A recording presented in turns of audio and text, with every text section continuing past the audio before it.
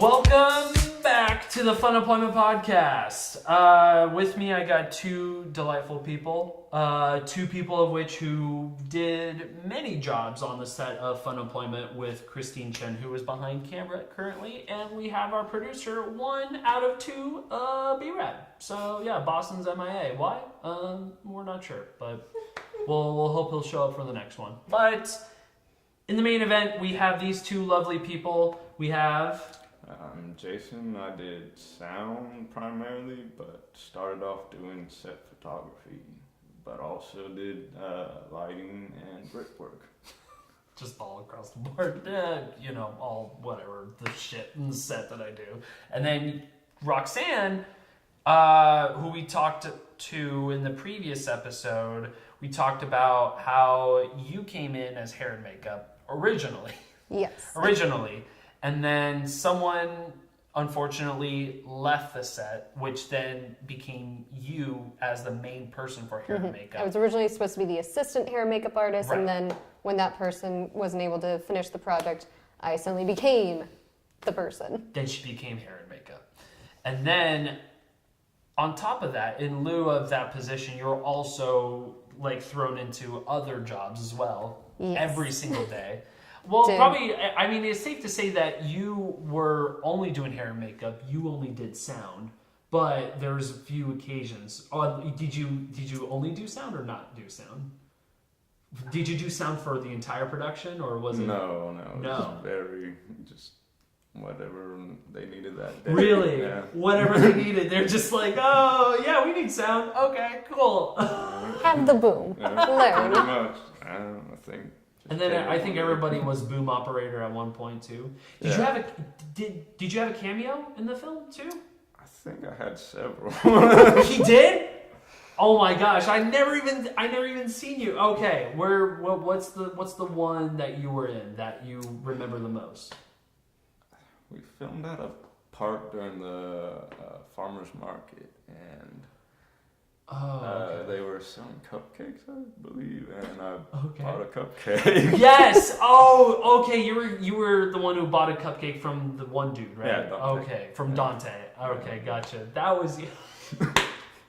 Okay. And then you also had a few cameos, several. And I just because we talked about some of the cameos last time, and then I just remembered one. We asked Jason about his.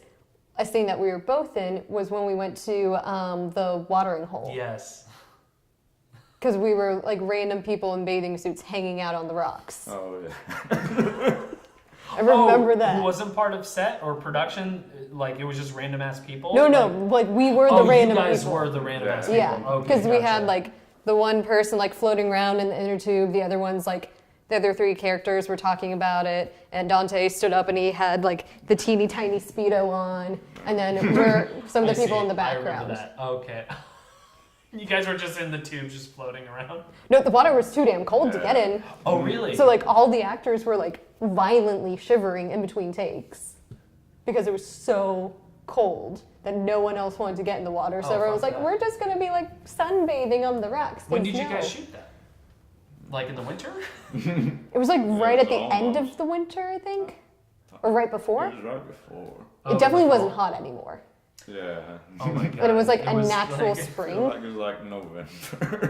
It's just Yeah, November. that It's might just have been straight it. up bitterly cold. And like the one actress, bless her heart, she was sitting in the inner tube the entire time, even when we weren't rolling, and she was just like, "I've gone numb. This is fine."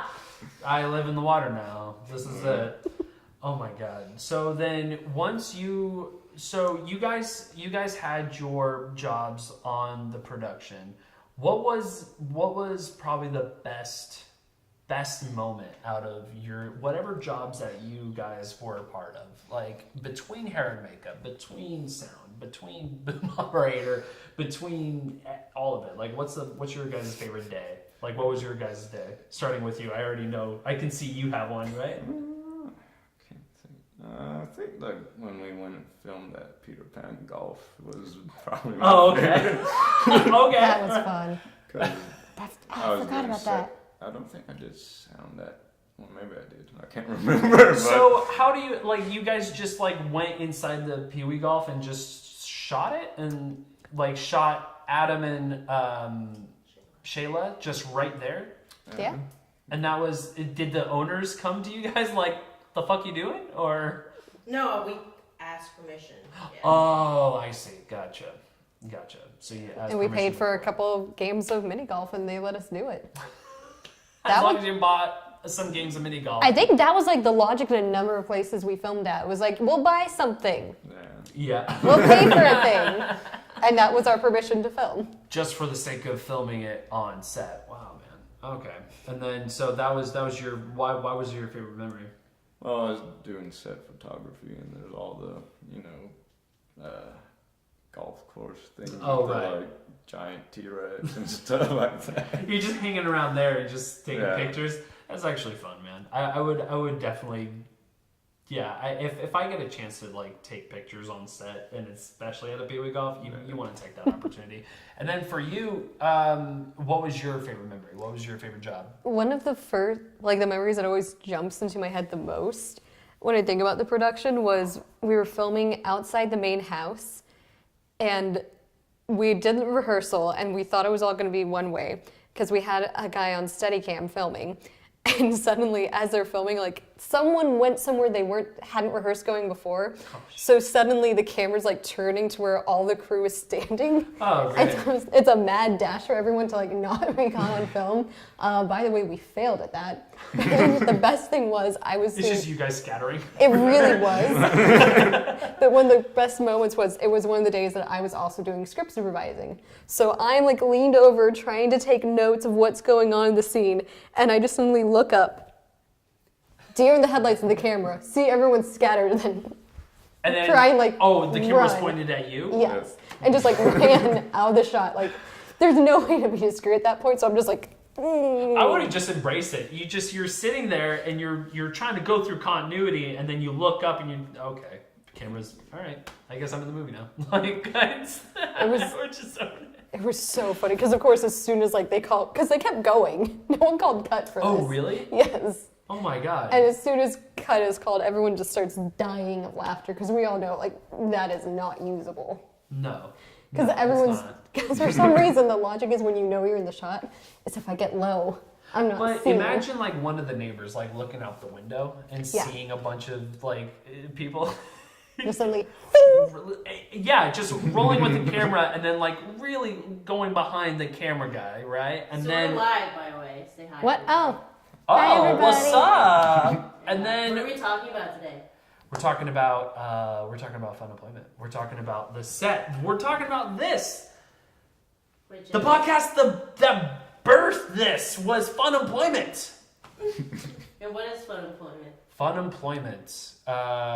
You guys, I've been talking a lot. but you do it so well. You, what's Fun Employment to you, man? What is your thing? Let's talk about it. So what was the moment for you where like you were working at like I assume you had a steady job, right? No. Yeah. Jason was always fun employed. You were just always fun employed. Really? Just your entire life? What jobs did you have? Did you work? But at? Jason, you didn't always do film though.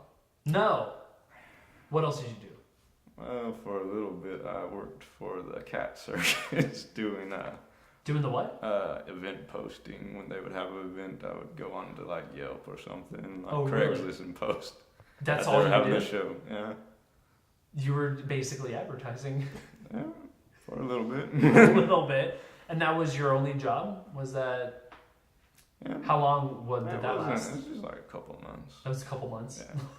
And then you're like, "Fuck this! I want to do." No, I wanna be in the film liked industry. it. Oh, really? Yeah. How did you hear about my project? I found a post online, and I'm not sure where though. It's been too long since that, but yeah. Came on as the set photographer and Left the boom op. yeah, left doing sound for every other project Christine's done for a while. For like 5 years, Yeah, that's what it 5 was. years working with Christine. Whatever Long gig. Time. Yeah. That is a long time. 'Cause And then you worked with Christine for a long time too. Oh yeah, that was with Fun Employment. There was kind of like a core group that formed Yeah. that for up until this day, pretty much, that we all would always try and work together. Anytime Christine had a project that she got hired for, it was always known to be me, Jason, and Kelly would always be there. Always. Because you guys were invested. You did. You brainwashed. Now I think about it, you brainwashed all of us. I am the sorting hat. Yeah, and she's a sorting hat. She just knows which you will department do this job. You will do this everyone one. will go to. Like Hufflepuff. Except for B-Rad, though. I still haven't figured out what B-Rad's going to do. I think I know, but I'm just waiting on the sorting hat to. You see, the sorting hat listens to you, though. Yeah. The sorting sorting hat hat does listens to listen to you. you. It takes your thoughts into account, so We'll might have see, to. we'll see if she gets it right. That's the sweet, deep Potter poll. I've been right for everybody, though. Yeah. For the most part. Pretty much, yeah. I do like myself, the art department. Yeah, I do enjoy it, except you're paying attention to details that you never fucking see ever, and then you really focus in on it, almost too focused, to the point where Kelly, like, I'll be like, Kelly, is this okay? Like, and I'm like, you mean the set that's already there? Like, that's already affixed to the ground? Yeah, that's fine. It doesn't matter, Adam. Like, I would be so fixated on these little fucking things. I think one of the best logics we ever came up with is if someone is noticing that, we're all fucked right now because they should not be looking at that thing. That definitely is a logic that you learn to embrace. Anything wrong on the set, just fucking like. It's like, damn, if they're really looking at that piece of something that's a mile behind an actor, either It's something's almost wrong. like you prefer ignorance is bliss, right? Yeah. Like you prefer just not know that it's there, and then afterwards we shot it. Oh well, it is what it is. During FUNEMPLOYMENT, wasn't there a thing that you guys kept trying to hide on the sets? There was a cube thing that kept for a while. Yeah, I vaguely remember that. Yeah. I don't know who was. I think it was Joe. Might have been Joe. I just remember it was a thing of always trying to find it for a while. Where was it hidden? It was a cube. It was this light up we did cube. an Easter egg, I think, right? Yeah. What were you trying to say? We had an Easter egg and it's hidden all over the movie. Yeah, and I think it was this weird light up cube thing. Yeah. I don't remember what shenanigans you guys were. I'm not saying I did the shenanigans. Yeah. I just remember the shenanigans. Yeah, now that you say that, I remember somebody would always be like, "Where can I put my cube?" Yes, that was a thing. It was so a thing. So you just there's just a random glowy cube just stored. Somewhere. You can In look every for the scene, film for the Really? random glowy cube and random shots. It's in the film. It is definitely in the film. Oh my god! Really? I think there was one scene where I think he was able, they needed something on a table, and so it was glowy cube. Glowy cube. Glowy I'm cube. trying to remember if I saw a glowy cube in the. You're gonna go back and look for it now, aren't you? Probably will. Yep. Yeah, I think I will for sure. That yeah. So I want to know, looking back, where you guys are now. Yeah. How do you guys reflect on the time during FUNEMPLOYMENT? In 2 minutes. Okay, in 2 minutes. Wait, say the question again. Looking back at what FUNEMPLOYMENT was and is, how do you guys reflect on your experience and how has it affected how you are today? I laugh a lot when I think about it, in a good way. Just Yeah, because it's we've all memories. said this to each other. We didn't know what the hell we were doing. Yeah. And there's so many things that we did that, if we saw someone doing it on a set now, we'd be like, what is that even? What? But we were all just yeah, that's how you do this. That's sure. how you do it. Yeah. But it was fun though. You guys gained was that so fun. experience, and you guys can actually share that and share it with all of us. Yeah. Especially me being the doofus that don't know anything. And then for you, what was yours? Just look back on it as learning experience. It taught me how to do sound, how to set up stand for lighting, and Right. different terms on set. Mm-hmm.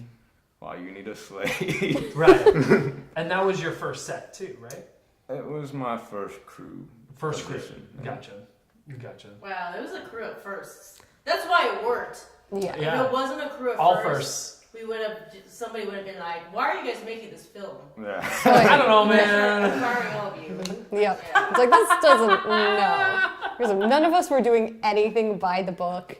But that was also the great thing is we all had the Yeah. opportunity to screw Yeah. up and not get chewed out. Exactly. And then just since we did all work together for so long afterwards on so many different productions, it was really great because we all learned from each other and we all helped each other grow. And even when we'd go work with someone else, we'd come back and be like, oh, by the way, we saw this cool thing that this person was doing. Right. Well, it's almost like you're kind of finding each other's rhythm in a way. Like when you're on set, you're just trying to feel out a rhythm. And then once you got close, because that was a very tight-knit community that the crew was. Like it was only a few people in that crew. And you guys got a chance to bond with every single person there. Yeah. And then also from that got jobs from that. And then you becoming the sound department and then you actually getting hair and makeup gigs, like you both are fucking doing shit, man. You guys are actually part of the film industry and you guys are not having other jobs. You guys are doing this full time. Yeah, we made our own film industry, basically. We did. You guys can call yourselves fun employed. So why should people watch this film? I gotta run. Okay, bye. Jason can explain that though. Yeah. Yeah, why should we watch this film? And actually sit back for you because it's gonna mess up my... Wait, how do I escape? Yes. This way. Oh God, there's wires. Alright, so why should people watch this film? I mean, I think people should watch the film because it's proof that you don't need like a huge budget or even people that know what they're doing sometimes. But no, I mean, like you take like Christine and I mentioned this. El Mariachi was made for only $7,000. That was like literally no money, and Robert Rodriguez did every single department like in that fucking movie. Yeah. So yeah, like Fun Employment was one of those movies that was like, oh shit, I can do this. Like anybody can do this. You don't need a huge high production value fucking set. You just need to fucking take a camera and just shoot shit, man.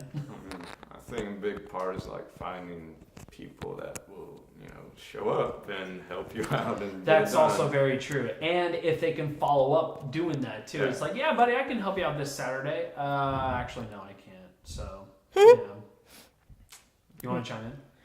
Oh, no, I was just saying, I'm just trying to make it so that the sound isn't botched completely. Yeah. Hold it like a little microphone. I know. This is how I'm recording my sound right now. Anyway, no, I had to get over the fact that this film is what it is. Yeah. And it is something that we used to learn from. And it's something that we did because we wanted to be filmmakers, and look where we are now. Absolutely. And it's not Oscar winning, even though I might have thought of that when I was making it. I was like, we're totally making an Oscar-winning film. Yeah. We're not all Jason Reitman. Yes. We can't all be fucking Oscar winners. Exactly. Fuck that. But the thing is that we made it. We finished it somehow miraculously. And it is what it is. Yeah. Honestly. And I watch it and I don't hate it. And it's all the experiences behind the camera that are just magical. That's the magic. That's the yeah. Those are the moments what makes this podcast a reality, is because expressing all the behind the scenes stuff and all the footage that you guys shot and all the stories, especially with this fucking glowing cube that I never even heard about or even seen. And then now, going back, I'm probably gonna see. I'm like, oh fucking A. But what's awesome about Fun Employment and about this independent film is because like it's one of those it's another one of those things that you can basically make. You shot it, you didn't even have a fucking full script like when you were shooting it. Like you shot it and then you finished shooting it you finished writing it while shooting it. Yes. So you were doing everything, and then Jason being there doing the sound, doing the thing that he is doing to this day. Like we all sort of kind of like fumble into our positions. Yeah. That's how our career was made. Yeah. We fumbled into our positions. Essentially. Yeah. Basically. And so, yeah, no, that's why, like, I look at this film fondly, and I would, if someone were to give me that script and I read it now, knowing what I know about filmmaking, I would be like, Throw in the garbage. F no. But we were just all at the right crossroads, wanting to do something different in our lives and wanting to try to make something. And together we were united because of this film. And what is going to be cool, and what is cool now, I'm glad we're doing this 5 years from when we started, is how far we've all come as creatives. Yeah. You know, we now go on set and I'm the person who's like, why are we at 12 hours and we're so over time, and you know, like we should already be, you know, done with. Yeah. Meanwhile, you know, I were Teresa. Yeah. right. Meanwhile, I ran a set prior to this on Fun Employment that was like 23 hours long. You know. So yeah. So it's just cool how much we've come. And yeah, I just broke everything, but I'm actually going to try and just go ahead I was and gonna sit. say, you want to sit in? I might as well sit in. Okay. So, all right. Reba, you gotta go see if this camera is even on. But yeah, oh yes, this is our setup right now, as Fun Employment style. And one of our guests left, so I'm kind of just chilling here. This is Adam. This is Jason Cates. And me. So we're just kind of reliving our Fun Employment glory days, because I was saying I finally got over my self-deprecating complex that I made something that wasn't good enough. But It's a fantastic. it is what it is. If you guys watch it, knowing that it is, we made it because we were passionate. We made it because we wanted to do something different with our lives, and we grew from it. And hey, it is a finished film from beginning to end. Right. It is a finished film. We made a full-on movie somehow, miraculously. Yeah, and you did it. You did it all by your own will. You did it. And the great thing about it too, for people who love independent filmmaking, who love movies, who love everything about filmmaking, should watch Fun Employment, just because of the fact that, like, you guys just had no idea what the fuck to do, right? Oh, I didn't know what I was doing at all. No one did. But even for the most experienced filmmakers, you guys still created something. You guys still built the foundation that you guys had, and then built something from that. Yeah. You know? Yeah. So yeah, disclaimer, everybody, all my Kickstarter folks. I didn't know what I was doing. I was just wanted to make a film, and we did it. And you will see the film eventually. It is coming out March 4th. You can pre-order it, pre-rent it, whatever, on the Vimeo demand link that we will provide. So definitely watch it. Pre-order it. Because it's awesome, and you will see some things you shouldn't do in film. Don't be a square. Be fun employed. So, very good. Yeah. And,